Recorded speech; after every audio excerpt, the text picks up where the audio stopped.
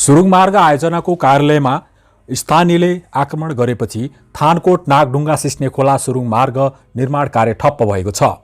सुरुङ मार्ग आयोजनामा प्रमुख नरेशमान साक्यले स्थानीयले आयोजनाको कार्यालय र कार्यरत जनशक्तिमाथि आक्रमण गरेपछि सुरक्षा अभावमा चैत 28 गतेदेखि नै सुरुङ निर्माण कार्य ठप्प भएको जानकारी दिनुभयो।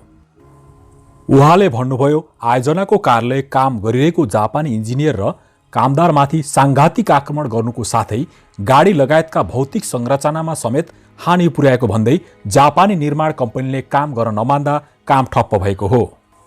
आयोजना प्रमुख साक्यका अनुसार करिब 100 जनाको समूहमा आएका स्थानीयवासीले ढुङ्गामुढा, लाठी र लात्ते मुक्का प्रयोग गरी कार्यालयको ब्लक नम्बर 1 भवनको 6 सेट झ्याल र एउटा ढोका, ब्लक नम्बर 2 को 4 सेट झ्याल, मेडिकल हलको 2 वटा झ्याल र एउटा ढोका तोडफोड गरेको थियो। त्यसैगरी आक्रमणकारीहरूले कार्यालयमा राखिएको गाडीहरू पनि तोडफोड गरेका थिए।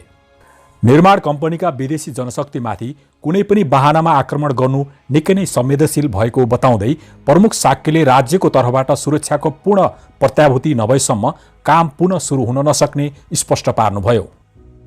उहाँले भन्नुभयो, जिल्ला प्रशासन कार्यालय काठमाडौँले छलफलका लागि निर्माण पक्ष र स्थानीयलाई आइतबार बोलाएको थियो। छलफलमा प्रशासनबाट निर्माण स्थलमा 24 घण्टा सुरक्षाको निश्चितता नभएसम्म हामी काममा फर्कन सक्दैनौँ। उहाँका अनुसार दैनिक 12 मिटर सुरुङ खन्ने काम हुँदै गरेकोमा 6 दिनदेखि काम ठप्प भएको छ। सुरुङ मार्ग निर्माण कार्य ठप्प हुँदा राज्यलाई दैनिक करिब 1.5 करोड रुपियाँ घाटा भइरहेको आयोजना प्रमुख साक्यले बताउनुभयो। राज्यले निर्माण कम्पनीलाई दैनिक 1.5 करोड रुपियाँ भुक्तानी गर्नुपर्छ। हाम्रा कारणले काममा अवरोध भएर काम रोकिएको अवस्थामा सो रकम राज्यले तिर्नै पर्छ।